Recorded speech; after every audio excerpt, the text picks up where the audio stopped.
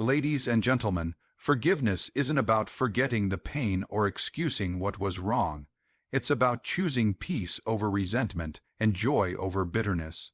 In this powerful journey of healing, Embrace Forgiveness invites you to release the weight of past hurts and step into a life of emotional freedom.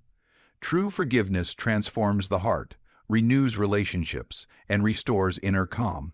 Whether you're seeking to forgive others, yourself, or both, this message will guide you toward a lighter, more joyful path. Here are 5 key points explored in this message. Number 1. Letting go sets you free in ways you may not fully realize until you finally release what's been weighing you down. When we hold on to anger, resentment, and past pain, we're not punishing those who hurt us. We're punishing ourselves. The energy it takes to carry grudges and replay painful memories robs us of joy, peace, and emotional clarity. We become trapped in a cycle where the past controls the present, and healing becomes impossible because we keep picking at old wounds. Letting go is not about saying what happened was okay. It's about refusing to let that event continue to have power over your life. Emotional freedom begins the moment you decide to stop holding on. You no longer have to carry the bitterness, the hurt, or the endless what-ifs that consume your mind. Letting go is not easy. It often feels like surrendering a part of your identity, especially when the pain has become familiar. But in reality, you're not losing yourself. You're rediscovering who you were before the pain took hold. You're reclaiming the peace you were always meant to have. Many people fear that letting go means losing control or letting someone else off the hook. But it's the opposite. When you let go, you take control back. You shift the focus from the wrong done to you to your own power to rise above it. You're no longer emotionally tied to the one who hurt you. You don't need revenge. You don't need apologies that may never come. You simply choose yourself. You choose peace. You choose freedom. Letting go also allows space for new experiences and healing to enter. It's like clearing out an old, cluttered room that's been filled with pain and finally allowing light to shine in. That space can now hold love, laughter, understanding, and hope. It can welcome relationships that are healthy and growth that feels genuine. It doesn't mean you forget what happened, but it means you're not stuck there anymore. Life becomes lighter when you stop dragging emotional baggage everywhere you go. Conversations become more sincere. Your presence becomes calmer. Your decisions come from clarity, not past pain. You begin to respond instead of react. And most importantly, you start to see yourself not as a victim of your story, but as the author of your healing. Letting go doesn't happen overnight. It's a process of release and renewal. Some days will feel harder than others, but every time you choose peace over pain, you're taking a step toward emotional liberation. And eventually, you'll look back and realize you're no longer carrying that weight. You'll feel lighter, clearer, and more connected to the life that's unfolding in front of you. That's the true freedom that letting go brings. Number 2. Healing begins within because no external apology, compensation, or validation can repair what's broken inside if we're not willing to face it ourselves. While it's natural to want someone else to fix the pain they caused or to wait for circumstances to change, real healing starts when we decide to stop waiting and turn inward. It's a choice to stop looking outside for peace and begin nurturing it from within. Our healing isn't dependent on whether the people who hurt us are sorry. It's dependent on whether we're ready to free ourselves from the emotional prison we've been living in. Emotional wounds are invisible, but their weight is real. They affect the way we see the world, the way we interact with others, and how we speak to ourselves. Sometimes we bury the pain so deep that we convince ourselves it's gone, but it surfaces in our reactions, our fears, our doubts. Healing begins when we stop running from that pain and sit with it, acknowledge it, understand it, and give it space to breathe. It's in this quiet, vulnerable confrontation with our emotions that transformation begins. When we accept that healing is an inside job, we stop giving away our power. We stop blaming others for our unhappiness and start taking responsibility for our inner world. That doesn't mean we excuse what happened or pretend it didn't matter. It means we realize that continuing to carry the pain gives more power to the past than it deserves. Healing means choosing to grow from the pain rather than being defined by it. Inner healing also involves learning to be gentle with ourselves. Many times, the harshest voice we hear is our own. We replay our mistakes, question our worth, and carry guilt long after we've done everything we could. But healing asks us to forgive ourselves, to offer the same compassion we wish others had given us. When we begin to speak to ourselves with kindness, we create a foundation where true peace can take root. This inward journey requires patience. Healing doesn't come in one moment of clarity, it comes in waves. Some days you feel progress, other days you feel like you're back where you started. But even on the hardest days, the fact that you're choosing to face it means you're already healing. Every tear shed, every journal entry, every honest conversation, every moment of stillness is a brick in the foundation of your emotional restoration.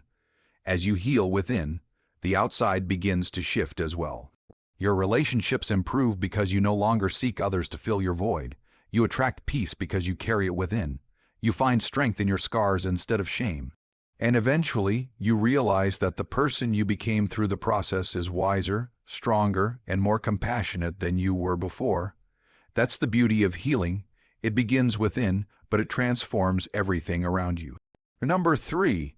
It doesn't mean you forget. Forgiveness is often misunderstood as forgetting what happened, as if wiping the memory clean somehow erases the pain. But true forgiveness doesn't mean you forget. It means you remember without allowing the memory to control you.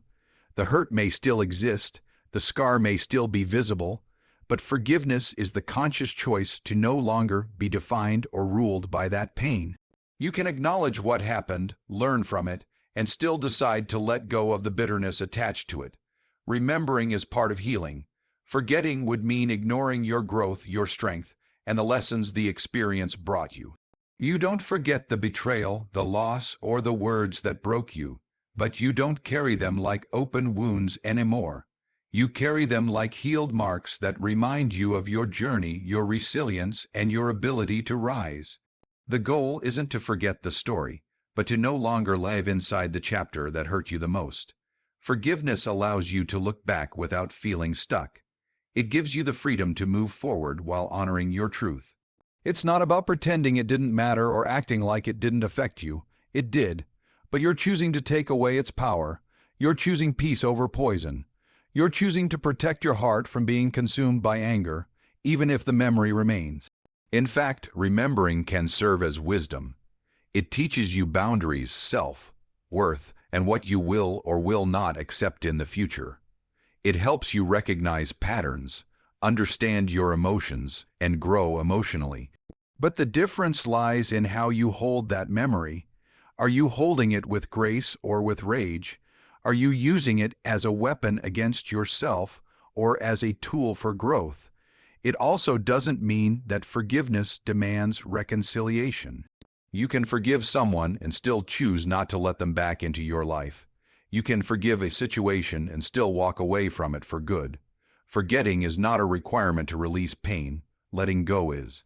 And sometimes, keeping the memory is how you protect yourself going forward. Some people think if they forgive, they'll be seen as weak or as if they're letting someone off the hook. But forgiveness is for you, not for them.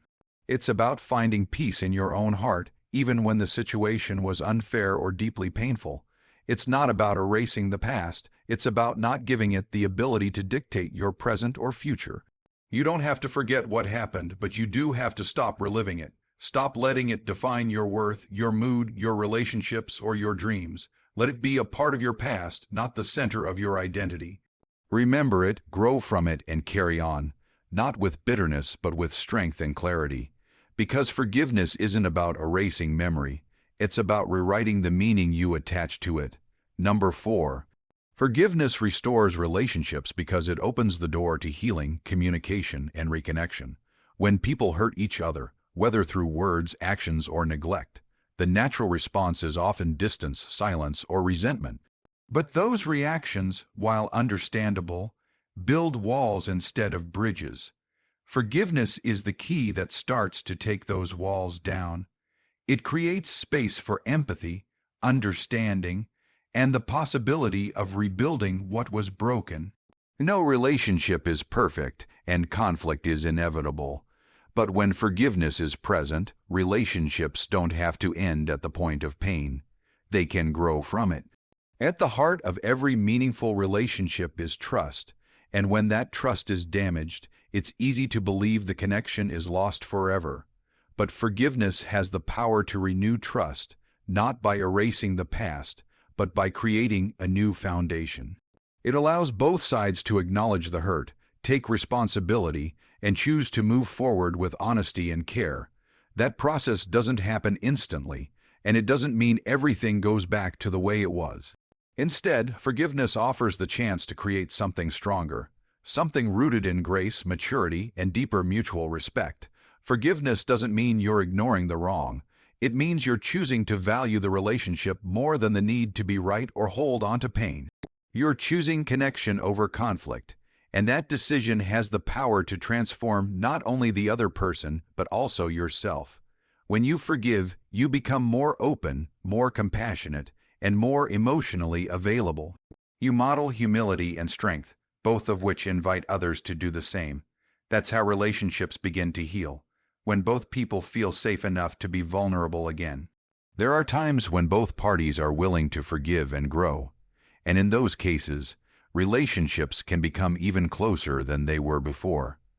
There's something powerful about knowing someone has seen your worst and still chooses to love you. That kind of restoration creates depth, loyalty, and trust that can't be forced. It has to be earned through forgiveness and effort. Of course, forgiveness also plays a role in relationships where reconciliation isn't possible. Sometimes people don't change, and sometimes boundaries need to stay in place. But even in those situations, forgiveness still restores your relationship with yourself. It frees you from bitterness and gives you closure, even without an apology. You walk away with peace instead of poison in your heart, which allows you to show up healthier in the relationships that still matter. Ultimately, forgiveness is an act of love. It's a commitment to healing instead of hurting. It says, "I see your flaws, but I still choose understanding." And that choice can breathe life back into broken connections. It doesn't erase the past, but it builds a future where growth, trust, and love can take root once again. That's the power of forgiveness. It doesn't just mend relationships, it transforms them. Number 5. Joy grows through grace because grace is the soil in which true joy takes root. Grace is not earned, it's given freely. It's kindness when you least deserve it, forgiveness when you've failed, and love without conditions. When you start living in grace, both receiving it and extending it, you begin to experience a deeper, quieter, and more lasting kind of joy. This joy isn't dependent on perfect circumstances, the approval of others, or the absence of problems. It flows from the peace that comes when you stop striving to prove your worth and start resting in the truth that you are already enough. We often chase happiness in things that fade: success, possessions, praise. But joy that grows from grace is different. It isn't loud or fleeting. It's steady.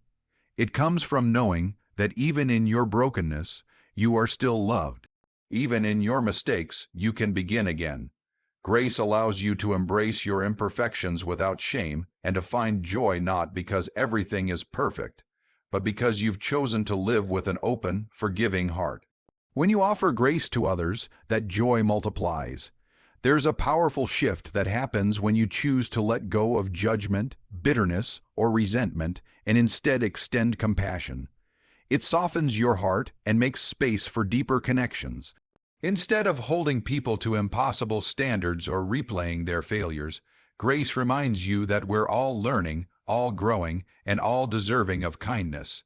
That shift brings joy because it breaks the cycle of pain and creates room for healing and love. Grace also helps you find joy in the everyday. When you live with grace, you start to notice beauty in the small things. A kind word, a second chance, a quiet moment of peace. You stop waiting for life to be extraordinary and begin to see the extraordinary within the ordinary. This mindset invites gratitude, and gratitude nurtures joy. It's no longer about achieving joy through grand accomplishments, but about recognizing the goodness already around and within you. There's also grace in allowing yourself to rest, to breathe, to not have it all figured out. When you stop pushing yourself to meet every expectation or fix every flaw, you create emotional space, and in that space, joy rises. You begin to feel lighter, not because life is easier, but because you're not carrying unnecessary burden. The more you practice grace, the more your heart expands. You stop needing to control everything and start trusting the flow of life. You give yourself permission to grow slowly, love deeply, and forgive freely. And in that lifestyle, joy naturally finds its place, not as a reward, but as a companion on the journey. Joy grows through grace because grace opens the heart, softens the soul, and quiets the mind. It brings light where there was heaviness, peace where there was pressure, and love where there was fear. Grace doesn't change the world around you. It changes how you move through it, and in that shift, joy blooms. Forgiveness is a journey, not a one-time act, but every step toward it is a step closer to peace. God bless you.